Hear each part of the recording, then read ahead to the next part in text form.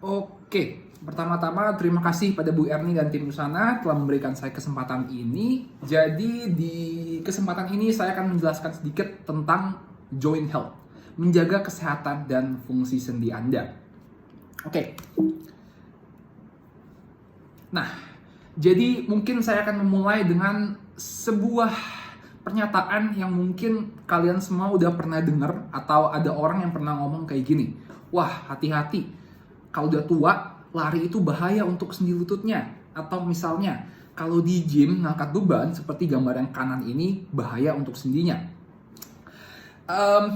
Ini nggak sepenuhnya salah, tapi nggak sepenuhnya benar juga. Dan nanti akan kita bahas, kita kupas tuntas ya tentang mitos dan miskonsepsi ini. Tapi sebelum itu saya harus menjelaskan dulu apa sih itu sendi. Nah, jadi sendi itu merupakan tempat terjadinya pergerakan pada tubuh Anda ya. Jadi di mana bisa bergerak, di situ ada sendi. Oke, apa saja yang mempengaruhi kesehatan sendi? Yang pertama tentunya adalah tulang. Oke, sendi itu merupakan tempat yang menghubungkan antara satu tulang dengan tulang lainnya ya. Jadi tentunya semakin sehat tulang Anda, semakin kuat tulang Anda, tentunya sendi Anda juga menjadi semakin sehat. Itu yang pertama. Yang kedua adalah otot. Tubuh Anda, sendi Anda, dan tulang Anda itu membutuhkan otot untuk bergerak. Kalau nggak ada otot, atau kalau ototnya lemah, pergerakan itu bakal susah ya. Jadi biasanya kalau kebanyakan orang tua yang udah susah jalan atau susah bergerak, itu biasanya ototnya yang lemah. Jadi otot itu penting banget, bukan cuma sekedar buat nampang di gym, bukan cuma sekedar buat estetika, tapi otot itu sangat penting untuk fungsi Anda, untuk beraktivitas dan untuk kesehatan sendi. Itu yang kedua. Jadi yang pertama, sendi yang sehat butuh tulang yang sehat, sendi yang sehat butuh otot yang sehat, kemudian sendi yang sehat butuh yang namanya pergerakan. Seperti yang saya bilang, sendi itu merupakan tempat terjadinya pergerakan. Sendi dibuat untuk bergerak. Kalau Anda nggak bergerak dalam waktu yang lama, sendi Anda bakal jadi kaku dan ini bisa menyebabkan rasa sakit. Sebagai contoh paling gampangnya, kalau Anda habis di rumah sakit ya, Anda habis di rumah sakit, tiduran di ranjang rumah sakit, nggak jalan selama 1 minggu. Pasti ketika Anda mulai jalan, itu otot lutut, otot sendi-sendi di ankle, sendi-sendi di lutut Anda, pasti bakal kaku banget. Jadi sekali lagi penting banget untuk sendi yang sehat itu untuk menggerakkannya. Itu yang ketiga. Dan tentunya yang terakhir, untuk sendi yang sehat butuh nutrisi yang tepat. Jadi kita akan membahas semua hal ini ya. Oke. Sekarang mungkin saya ada sedikit pertanyaan dikit. Apakah hal yang paling penting, yang paling spesial dari sendi dan tubuh manusia? Ini merupakan hal yang menurut saya itu paling spesial dari tubuh manusia. Yang pertama tentunya manusia mempunyai otak, bisa berpikir dan bisa membuat keputusan. Tapi satu hal yang gak kalah penting dari otak dan gak kalah spesial dari tubuh manusia adalah tubuh manusia bisa beradaptasi. Sendi Anda, tulang Anda, otot Anda bisa beradaptasi dengan beban, dengan stimulus yang Anda berikan. Maksudnya apa? Begini, kalau Anda latihan beban misalnya, Anda ke gym, tentu saja Anda akan berotot. Kalau Anda nggak bergerak dalam waktu yang lama, misalnya seperti tadi saya bilang, Anda di rumah sakit habis operasi terus nggak jalan dalam seminggu, pasti saya jamin otot paha Anda mengecil. Jadi tubuh Anda, sendi Anda itu akan beradaptasi dengan beban yang Anda berikan. Kalau misalnya ya, sebagai contoh tadi, Anda kan ke gym nih, Anda mengangkat beban yang berat, oke? Kemudian tubuh akan berpikir, wah ternyata bebannya berat nih, saya harus beradaptasi untuk membangun otot dan sendi yang lebih kuat supaya bisa mengangkat beban tersebut. Makanya ototnya menjadi besar. Kalau misalnya seperti tadi, itu Anda nggak ngapa-ngapain, nggak gerak, jadi tubuh Anda bakal mikir, wah kayaknya udah lama nggak digerakin nih sendinya. Jadi kita cut aja deh tenaganya, kita cut aja deh pergerakannya. Makanya sendinya itu menjadi kaku. Jadi kuncinya di sini kita harus memberikan kita harus memberikan beban atau stimulus yang optimal untuk kesehatan sendi Anda. Nggak boleh terlalu banyak, nggak boleh terlalu sedikit. Oke? Jadi mesti di tengah-tengah. Kalau kebanyakan, tentu saja ini akan menyebabkan cedera sendi. Kalau kedikitan, sendi Anda akan menjadi kaku, otot akan menjadi kaku, dan tentu saja ini akan membuat Anda sulit bergerak. Jadi kuncinya adalah dalam menjaga kesehatan sendi, Anda harus bisa memberikan beban yang optimal untuk sendinya. Nggak boleh kedikitan dan nggak boleh kebanyakan. Mesti di tengah-tengah ini. Kita nyebutnya strengthening zone. Mungkin untuk menceritakan kemampuan adaptasi tubuh manusia, saya mau cerita sedikit. Ini kasusnya lumayan ekstrim. Bisa dilihat di gambar sini, ini ada seseorang yang namanya Tony the Fridge. Oke? Siapakah Tony the Fridge ini? Tony the Fridge itu merupakan seseorang yang lari maraton 7 hari berturut-turut maraton dengan membawa kulkas seberat 42 kg. Jadi bayangin, dia lari maraton 7 hari berturut-turut membawa kulkas 40 kg. Kalau kita populasi normal yang nggak pernah kayak orang normal seperti biasa, kita gendong kulkas 40 kilo, kita berdiri aja, ngambil satu langkah, lutut pasti sakit. Apalagi kalau lari, apalagi kalau jogging. Nah, tentu saja Tony ini nggak tiba-tiba bisa langsung bawa kulkas 42 kilo. Enggak. Jadi yang dia lakukan pertama-tama, dia cuma bawa backpack 2 kilo. Kemudian setelah sendi, otot, dan tulangnya beradaptasi, tentunya dengan istirahat dan nutrisi yang optimal, kemudian dia tambahin bebannya. Dari bawa backpack 2 kilo, jadi bawa backpack 8 kilo. Dan seterusnya sampai dia bisa bawa kulkas 42 kg. Jadi ini merupakan contoh kasus ekstrim yang mau saya tunjukkan bahwa tubuh manusia itu bisa beradaptasi dengan apapun yang diberikannya selama Anda memberikan beban yang optimal, nggak terlalu banyak dan nggak terlalu sedikit, dan memberikan nutrisi serta waktu istirahat yang cukup. Oke, nah sekarang untuk ngebahas hal ini, apakah berlari dan mengangkat beban bahaya untuk sendi Anda? Jawabannya tergantung. Kalau Anda nggak pernah lari seumur hidup, oke? Terus Anda mendadak, wah saya mau hidup sehat. Terus Anda langsung jogging 5 km. Tentu saja ini bahaya untuk Anda. Karena sendi Anda nggak siap, sendi Anda nggak pernah dibiasakan untuk berlari. Jadi tentu ini bahaya. Tapi kalau Anda bisa pelan-pelan meningkatkan volume dan intensitas lari Anda. Sebagai contoh, misalnya Anda mulai dengan jalan cepat dulu, jangan jogging dulu. Dengan jalan cepat, kemudian selang 2 minggu, 3 minggu, tambahin jaraknya. Kalau awal-awal cuma 1 kilo, kemudian selang 3 minggu Anda tambahin jadi 3 kilo. Dan seterusnya, mungkin dalam waktu 4-5 bulan baru Anda jogging. Kalau Anda pelan-pelan menaikkan intensitas latihan, intensitas lari Anda, dan memberikan waktu yang cukup untuk sendi, otot, dan tulangnya recover, berlari dan mengangkat beban berat itu tidak bahaya dan malahan sehat bagi sendi Anda.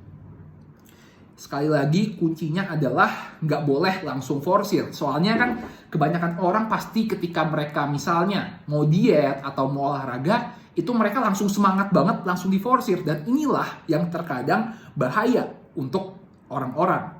Oke, jadi nggak pernah ngapa-ngapain, terus langsung ngangkat beban berat di gym, beban 100 kilo misalnya. Tentu saja ini nggak bagus untuk sendi ya. Kuncinya adalah pelan-pelan menaikkan intensitas. Oke, sekarang mungkin saya akan menjelaskan sedikit 3 penyebab paling utama mengapa terjadi cedera pada sendi Anda ya. Jadi semoga ketika kalian mengerti 3 cedera utama ini, Anda bisa mencegahnya dan bisa prevent mengatasinya ya. Yang pertama adalah beban yang diberikan itu terlalu berat. Maksudnya apa? Seperti ini. Nah, jadi sendi Anda atau setiap bagian tubuh Anda, mau itu otot, mau itu tulang, itu punya yang namanya kapasitas atau kita sebut tissue tolerance di garis yang merah-merah ini ya. Oke? Jika beban yang diberikan tidak melebihi kapasitas dari sendi atau bagian tubuh Anda aman nih. Kalau bebannya kayak nomor 1, ini aman. Tapi kalau beban yang Anda berikan melebihi kapasitas tubuh atau otot atau sendi Anda, seperti beban nomor 3, ini bakal terjadi cedera. Misalnya gini, Anda ada koper. Koper Anda itu ditulis berat maksimalnya 20 kg. Kemudian Anda packing barang, Anda masukin sampai 30 kg. Tentu saja ini bakal jebol. Kalau dari segi tubuh dan sendi Anda, tentu ini bakal cedera. Misalnya apa? Misalnya, kayak tadi, Anda nggak pernah lari, terus Anda langsung sprint, langsung lari cepet-cepet, atau langsung jogging 5 kilo, 10 kilo. Tentu saja ini bakal bikin cedera. Contoh lainnya, Anda nggak pernah jarang nge-gym, baru mulai nge-gym, kemudian langsung ngangkat beban berat di gym. Tentu saja ini akan melebihi kapasitas dari sendi Anda dan menyebabkan cedera. Ini yang pertama. Yang kedua, sekarang yang kedua itu beban yang diberikan tidak terlalu berat. Bebannya sebenarnya enteng, tapi bebannya ada terus-menerus. Ketika bebannya ada terus-menerus, ini bisa dilihat ya, awal-awal kapasitas tubuh Anda tuh lumayan, tapi ketika bebannya ada terus-menerus dan Anda nggak ada waktu istirahatnya nggak cukup, kapasitas dari tubuh berkurang. Ibaratnya Anda itu habis lari, pasti kan ototnya jadi lemas, atau habis angkat beban, ototnya jadi bakal lemas. Kalau Anda nggak kasih istirahat dan Anda lanjutin terus, lama-kelamaan kapasitas tubuhnya akan berkurang dan sampai jatuh dan akhirnya bebannya melebihi kapasitas dan cedera. Jadi cedera itu bukan gara-gara beban berat doang atau sprint doang, tapi beban ringan dan Anda lakukan berulang-ulang tanpa istirahat, ini juga bisa menyebabkan cedera. Ini yang kedua.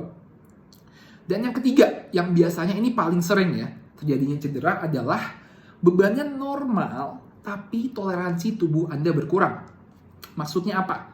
Jadi bebannya itu beban yang Anda biasa gunain atau dalam kasus lari. Misalnya, Anda biasa lari 5 kilo ya. Anda biasa, ini yang atas ini kapasitas tubuh Anda normalnya ya. Tapi gara-gara Anda kurang tidur, kurang makan di hari kemarinnya, Anda stres, kapasitas tubuh Anda berkurang menjadi yang bawah nih. Nah, kalau memang biasa Anda lari 5 kilo, tapi kali ini Anda stres, Anda lagi nggak cukup tidur, Anda lagi nutrisinya nggak bagus, kapasitas tubuhnya berkurang. Jadi, intensitas atau lari yang biasa Anda lakuin itu bakal bahaya untuk Anda. Ini yang biasanya sering terjadi. Orang-orang bilang, saya cuma biasa lari 3 kilo udah sering, saya biasa cuma ngangkat beban segitu udah sering.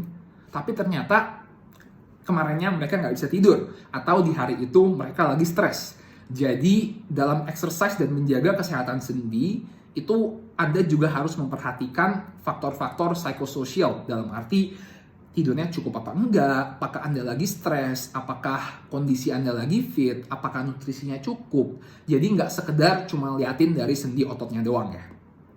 Nah, sekarang saya akan memaparkan apa sih yang bisa Anda lakukan untuk menjaga kesehatan sendi Anda. Yang pertama, seperti yang saya bilang tadi, sendi itu demen dengan pergerakan. Oke? Kalau Anda pernah dengar, kalau udah tua, biasanya sendinya itu sering dibilang, wah, lututnya kurang pelumas nih, masih disuntik pelumas. Nah, pergerakan sendi itu memberikan pelumas alami bagi sendi Anda. Jadi sama aja kalau Anda rajin bergerak, itu ibaratnya Anda disuntik pelumas. Nah, makanya jadi gerakannya apa aja tergantung dari sendinya, mau Anda lari, mau Anda sepeda, mau Anda yoga. Yang penting sendi Anda digerakkan. Tapi tentunya memakai prinsip yang tadi, jangan terlalu banyak juga. Itu yang pertama, menggerakkan sendi Anda. Tapi sekarang, menggerakkan sendi doang itu nggak cukup. Anda harus menguatkan dan melatih kapasitas otot dan tulang di sekitar sendi tersebut. Kalau Anda cuma bergerak, kalau Anda cuma gerakin tangan atau gerakin kaki doang, tentu saja ini nggak menguatkan otot Anda. Untuk menjaga kesehatan sendi, Anda juga harus latihan beban, menguatkan otot dan menguatkan tulang di sekitar sendi tersebut. Bahkan sekarang, kalau 10 tahun lalu, WHO itu hanya menyarankan cardiovascular activity ya. Tapi 3-5 tahun belakangan ini, di guideline WHO untuk kesehatan yang optimal, itu sudah disarankan melakukan latihan beban setidaknya 2-3 kali seminggu.